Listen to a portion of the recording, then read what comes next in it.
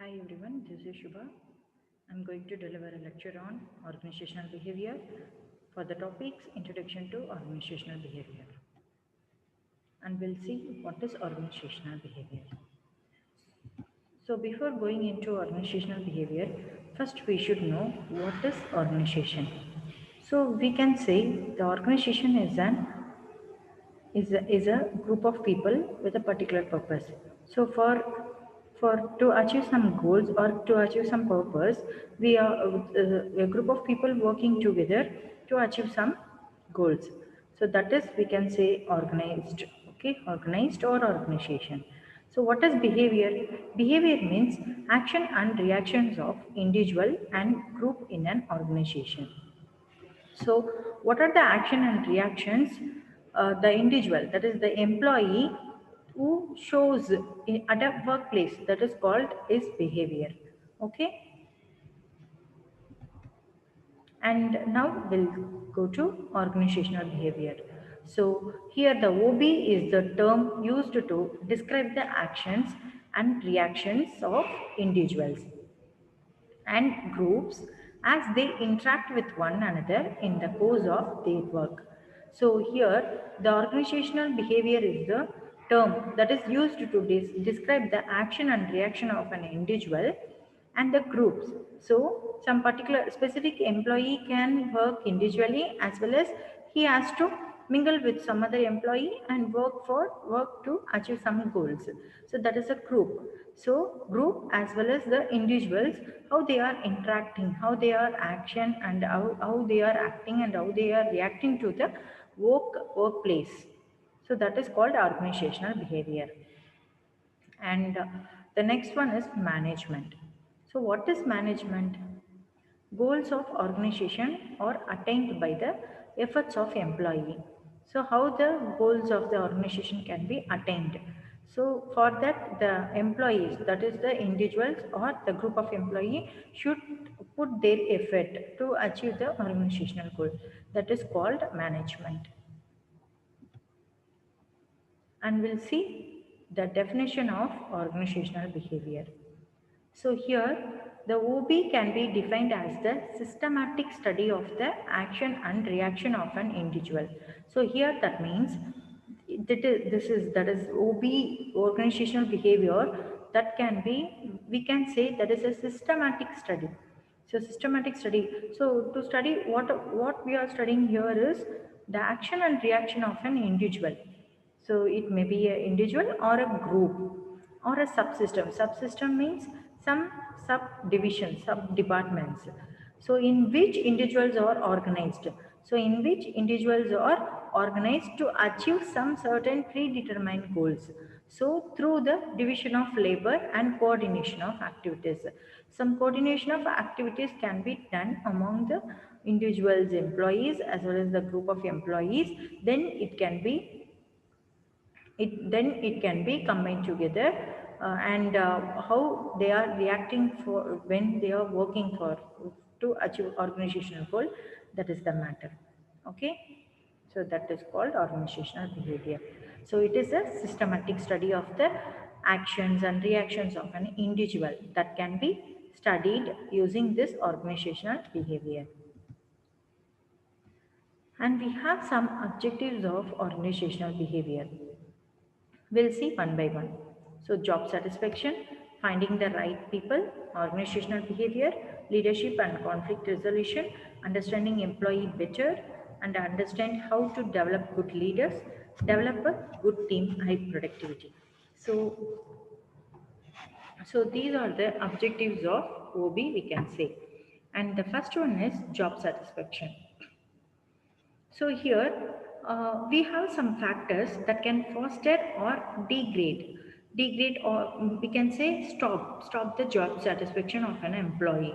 So those factors we can say physical setting, that is the physical environment where the employees are working in the organization, that is physical setting. And organizational rewards. So when the people are working good, they can be rewarded with some incentives or some increments, some appraisals. Okay, so for that is called organizational rewards. and some punishment if they done anything wrong in their work. So they will be punished by warning, by oral warning, or by writing, that is written letter can be get from the employee, that is punishment. And work group characteristics, so what are the work group characteristics the individual employee have? So these are the factors that determine the job satisfaction of an employee. So here the job satisfaction leads to higher productivity and reduce the absenteeism. So when the employee has a job satisfaction in his work, in his job, then he will automatically produce the productivity of his work will be high, and he will be ready, he won't put more absent for in his work. Okay, so that's why the job satisfaction is highly needed. And the reduced turnover, here while hiring high pay employee will be, we have to pay high pay to the new employees. So it will reduce the turnover of the organization. So that is considered job satisfaction. And we have finding the right people. So here I will say with you an example. Ship with sails, that is no anchors would be no anchors, but the ship has a sails. And here what happened? The ship will flounder. Flounder means icy waves. So when icy waves comes, the ship will flounder. Okay, and in case of all anchors, no sails, ship won't reach the destination. So all anchors there, but no sails to ride the ship. So in this situation, what happened? The ship will not reach the destination. So to maintain the organization or to run the organization in a right way, we need a right people to do their job. Okay.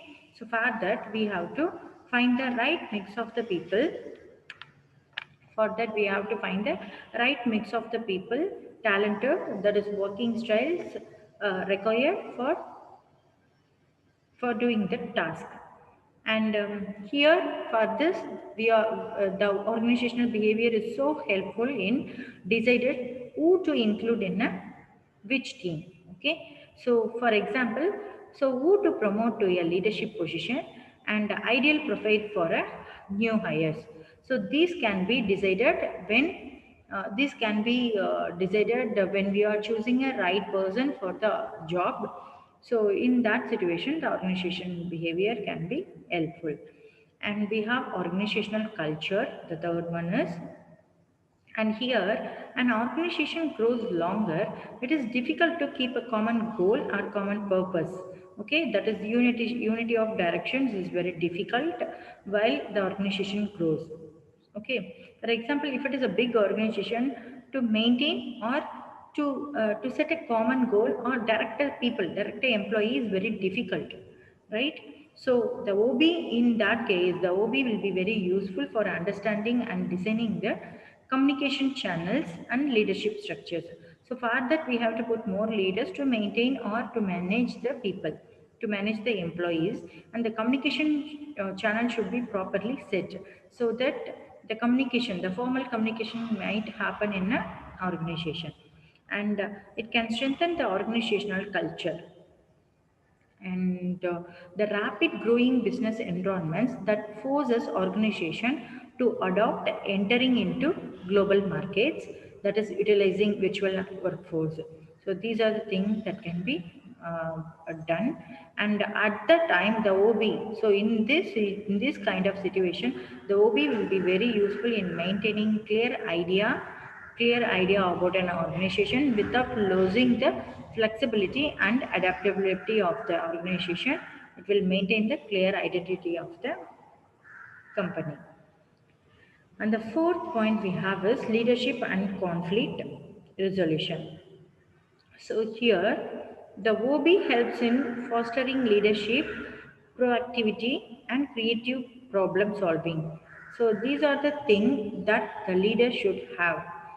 The leader should have these qualities like proactivity and creative problem solving. These two things are mainly needed by the leadership. So the organizational behavior can provide the leadership and their knowledge required for turning conflicts into constructive idea exchanges.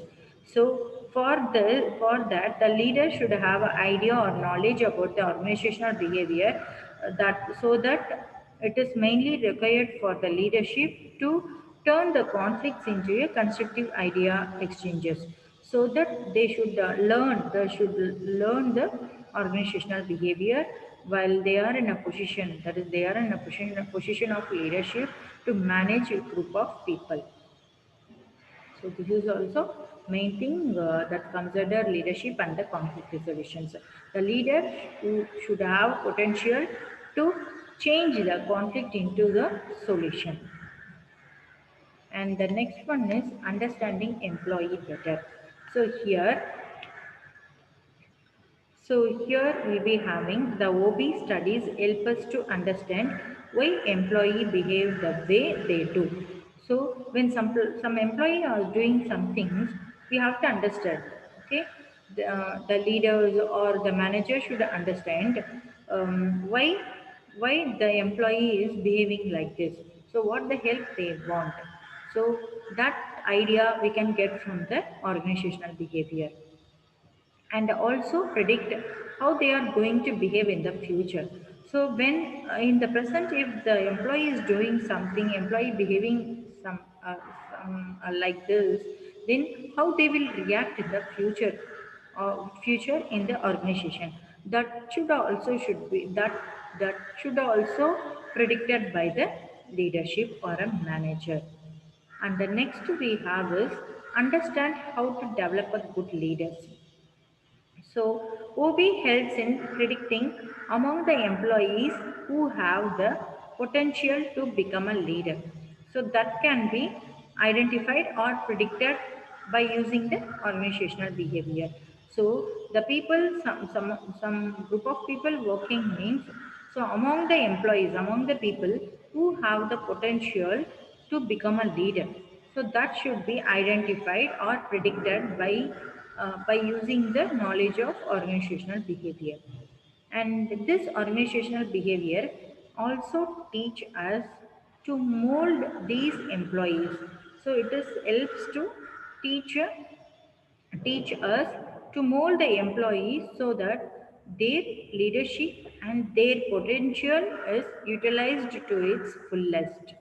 So, when we know about these things from the OB, then we can mold the employee so that we can have their leadership as well as their potential that can be utilized to its fullest. Okay, so that's what we need. We have to understand how to develop a good leaders. And we have the next point we have is develop a good team. So here, the developer good team, we have all members of the team work in a coordination. That for that should be motivated to work, right? So when we want to develop a good team, okay. So in a group, when we want a group work, okay, the teamwork means then we have to appreciate them, the leader or a manager who are all in the higher officials. So they should appreciate the people or employee, okay, so that they can make the good team. So for that the people who are all working under the group, that is the group members, they should have the coordination within a team, and for that they must be motivated by the leader or the manager of the team leader, okay. And together to achieve the best results. So while you motivate the people, motivate the employee, they like to work so that we can get a more work from them, and they also they also help to achieve the organizational goals. And we can say the good team is an essential tool of the any manager or a leader or a team leader, okay. So it is a very essential tool. So when the leader or manager developed a good team, so the good team will easily work on complex problems too. And the next thing we have is high productivity. So here, so high productivity means we have the most important goal is achieving the high productivity. So for every organization, every company should have a goal of giving the high productivity, right? So for that, we have to motivate all the members to do their best. So for that, the people, the employees who are working in the organization and they may be working individually or they may work in the group.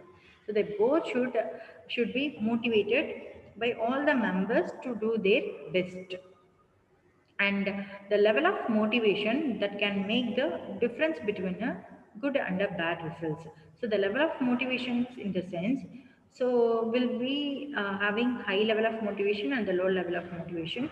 When the people or the employee have been motivated in the high level, then we can get the good result. And if it is not, if we are getting the if we are giving the motivation, very less amount of motivation, we can that will end up with the bad results. Okay. And OB serves, so in the organizational behavior also serves the organization, individuals and a group, and in a word, all we can say is all the stakeholders. So for these things, for these persons, the OB, organization behavior, is highly serves. So it give us services to these things. And the next topic we have is need for studying organizational behavior. So why we are going to study organizational behavior? So what is the need? What is the purpose of studying the organizational behavior? So to learn about yourself and how to deal with others. So when you want to learn about yourself, that is what is your strength and what is your weakness, that can be that can be learned by yourself. Okay. When you are studying this organizational behavior, you can read your mind, you can know psychological thing about yourself. Okay. So that you and how to deal with others means, you can also, when you are knowing about yourself, you can also determine others perspective, so that it is very useful in learning about yourself and also deal with the others. And this OB is a way of thinking. So the way of thinking is, we can say every individuals are unique. Okay, so every employees are unique. It is a way of thinking. So how they are thinking. Okay, every perceptions are different. They are unique. Every perceptions are different. So the perception may be their perception may be differ because of their background. So the background in the sense their life. So what life they had in the past, and what are the past experience they had faced. So based on that, their perceptions also different. Okay. For example, when a complex work has been given to a person, some of the employee will think it is very easy to work, and some of them think that it is somewhat difficult, we have to work on it more. So that is called perception, how we are seeing some problem. Okay. So that's why it is a way of thinking. So for that, this organizational behavior gives the solution when we study it. So this is highly needed for the why know to know about the perception. And it is a multidisciplinary. So we cannot say it is a single disciplinary purpose we are studying this organizational behavior. And here the psychological, anthropology, social psychology. So for many systematic study purpose disciplinary things, we can read in the organization, we can have in the organizational behavior. That's why it's called multidisciplinary. And humanistic orientation with OB. So humanistic orientation with OB means, we should know that we should have the here the humanistic orientation in the sense, the organizational behavior is mainly deal with the activities. Okay. the activities and how they are reacting in the working place, so that the humanistic nature, and we can also find the we can also find the personal personal problem if any employee has, that also can be considerable in the organization. So that's what the OB also tells us. And the performance oriented. So here the performance can be oriented. This is also can be performance oriented. So how they are working, how they are reacting, so how they are performing in the organization. So that's what we need a OB, and satisfy the need to understand and predict. That means what are the need that satisfy the employee, that should be identified, and to understand and predict. So when you are understanding and predicting about the employee, okay, so for that the OB is mainly used. So when the employee is behaving like this, so you can try to understand the employee, and you can predict them why they are doing like this, okay. So it helps us to test personal theories. So the personal theories can be tested, and for that the OB mainly used. Okay, in the past theories, some of them have practically uses some theory, and the results will be positive. Then, so that we can get a OB to test some personal theories, and the managers to understand the basics of